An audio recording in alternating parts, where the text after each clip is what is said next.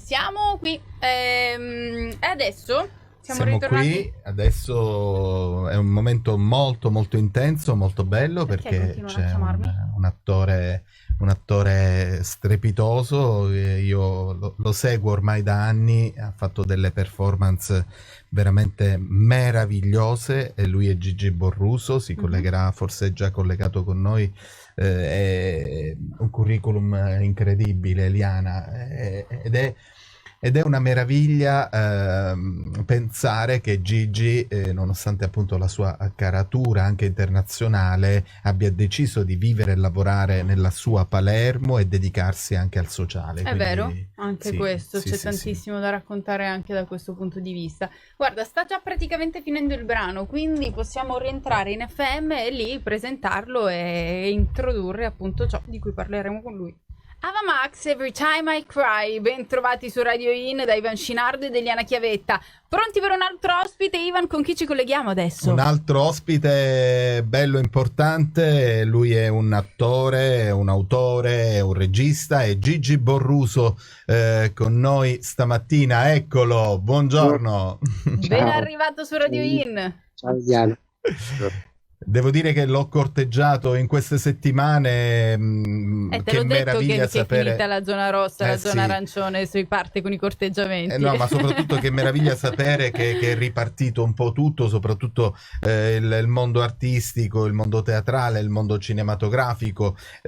Quindi Gigi, grazie di questa tua disponibilità stamattina per raccontare un po' la tua meravigliosa, il tuo meraviglioso percorso artistico. Dicevo poco fa, Eliana, in offline, che ciò che ti rende grande è anche il fatto che ti continui a spendere per la tua città e dedicarti soprattutto a dei progetti sociali. Ho avuto l'onore e il privilegio di essere con voi ai Danisinni l'anno scorso per vedere assieme alla gente del quartiere un tuo lavoro su Santa Rosalia. Ecco, quasi a distanza di un anno, Gigi, ci rivediamo. Sì, sì, ringrazio voi di avermi invitato a questa chiacchierata.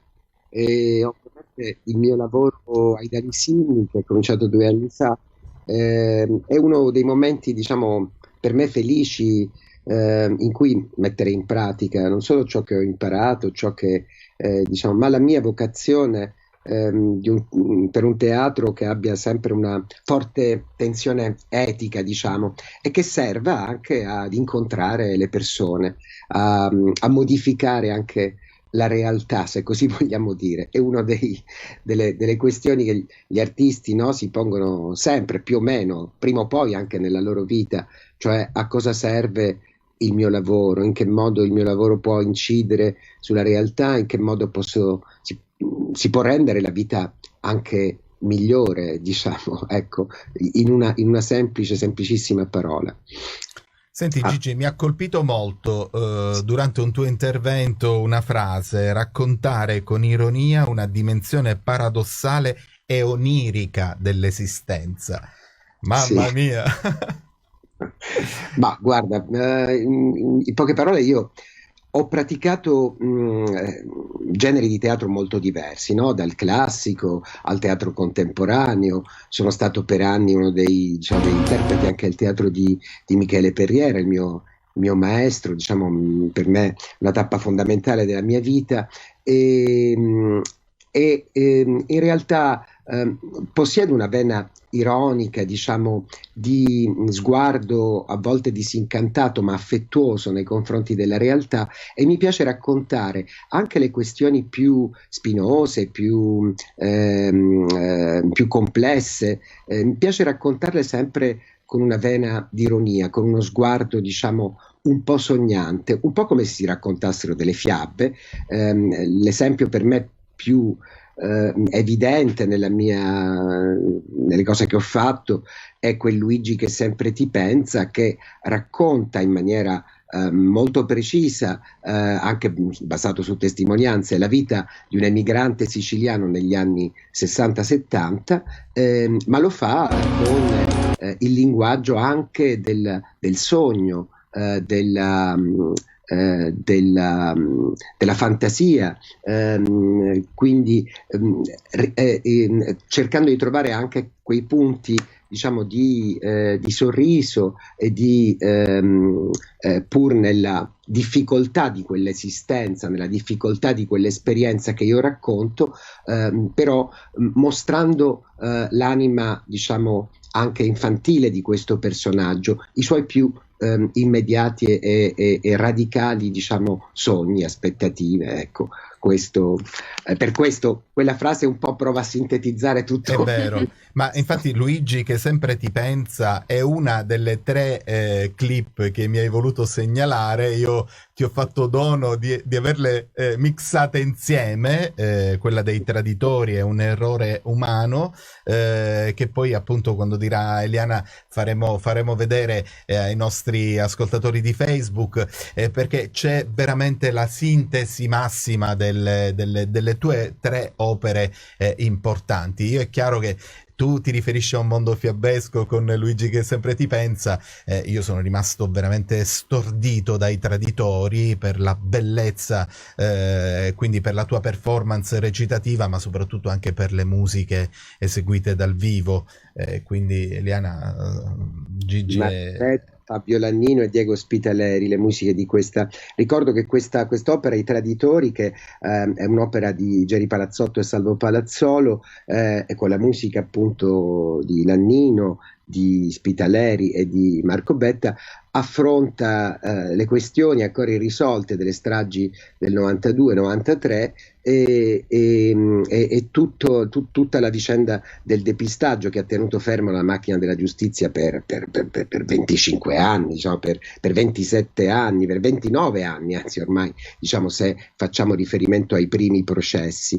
Una storia per noi molto sentita, che recentemente abbiamo rappresentato anche in Svizzera e che tornerà, penso, proprio per il 19 luglio a Palermo, però ancora non voglio rivelarvi. Bellissimo, io ero in un palco al Teatro Massimo, è stato veramente mi ha davvero stordito questo spettacolo, questa performance. Noi concediamo un po' di musica a chi ci segue in FM e a seguire però ascoltiamo insieme sia in FM, perché le parole sono molto toccanti, che su Facebook, questo video con questi estratti che vedono protagonista Borruso. Ma facciamo una cosa, intanto ascoltiamo un po' di We Are The People e continuiamo la nostra diretta video sulla pagina Facebook di Radio In. Ecco, perché così da qui abbiamo qualche minutino in più per approfondire e anche per introdurre meglio questo video che andremo a vedere, così lo possiamo gustare con più consapevolezza, con maggiore consapevolezza. Ma Gigi, quello che mi ha colpito è intanto questo racconto così incalzante dove dietro scorrono questi reperti, un po' una ricostruzione alla Lucarelli Blu Notte, no? Io poi che sono un appassionato di gialli, mi ha dato questa sensazione, quindi a metà tra il teatro e la TV, il noir. Sì, è un'opera indagine, come diciamo noi, diciamo, è una vera e propria disvelamento dei meccanismi, della storia delle indagini, dei buchi neri, diciamo, di tutta questa vicenda.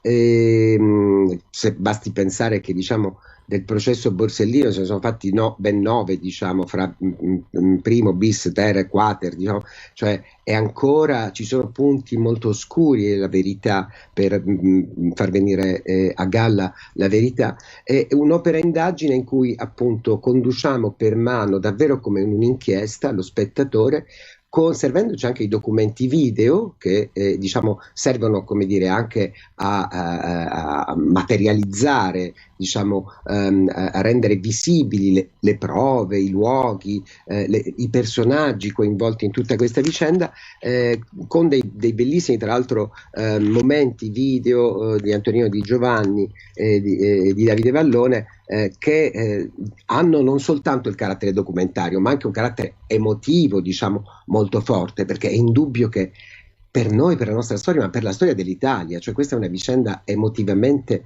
molto forte, che ha segnato, per esempio, sicuramente la mia generazione, la tua, cioè è come dire, scritta nella carne, perché tutti ricordiamo che cos'era Palermo, la Sicilia, prima e dopo le stragi del 92, e come quel momento è stato anche un momento, diciamo, di sollevamento davvero civile, popolare, dinanzi a tanta barbarie, dinanzi a tanta violenza, diciamo. La questione è aperta, ahimè, diciamo, forse oggi in altri termini, però è importante davvero non dimenticare mai. Noi abbiamo provato con quest'opera a rendere, come dire, davvero accessibile a tutti un racconto complesso, perché obiettivamente non è è un giallo, è anche un giallo se vuoi, cioè, se non fosse tragicamente vero è una anche appassionante spy story. Purtroppo stiamo parlando della verità, stiamo parlando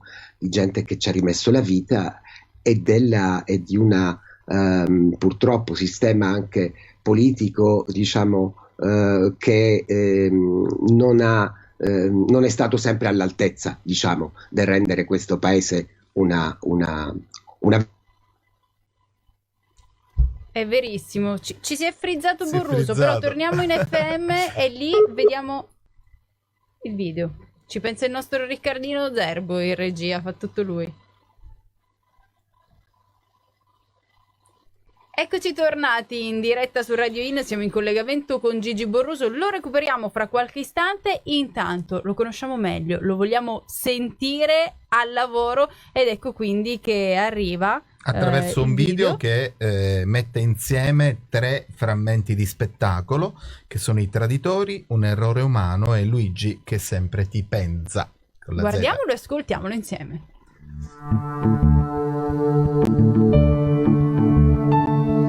Un pizzino dei servizi segreti, abbandonato nel cratere di Capaci.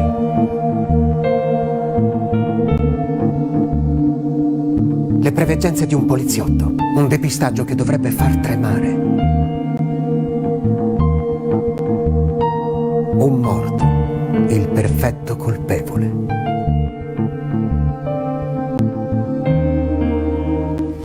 Burgiolia, nata a Castelvetrano il 2 maggio 1966. Nel 1983 ho sposato Vito Sclafani, figlio di Giacomo, boss della famiglia dei Cavadazzi, specializzati in pale meccaniche, scavatori, martelli pneumatici, bitume, forniture brecciolino, olio, argille espanse, eroina, macellazione e sepolture segrete. E che c'è di strano?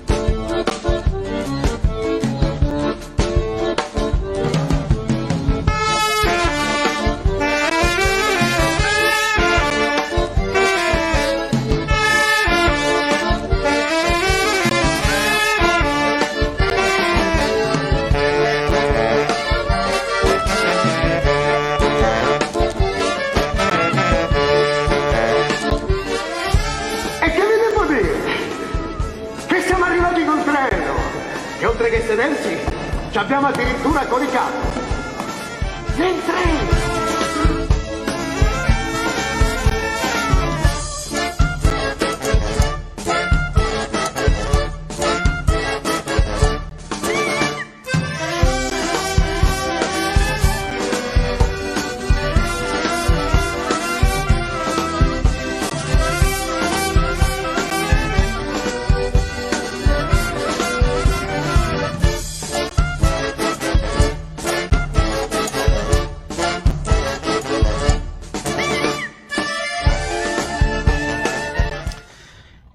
Pensa Eliana a questo spettacolo che abbiamo visto con questa musica così bella, così coinvolgente, spettacolo dedicato al mondo dell'emigrazione siciliana, è stato segnalato al premio Dante Cappelletti nel 2006, è stato finalista nel 2008 al premio Ugo Betti per la drammaturgia e menzione speciale al premio Museo Fratelli Cervi nel 2013. Lo leggo, Gigi, perché voglio dire, questo è un po'... mi dicevi ieri il tuo cavallo di battaglia, forse quello a cui sei più affezionato. Io ti dico che mi sono talmente affezionato ai traditori che ne rivedrei 3-4 volte la replica.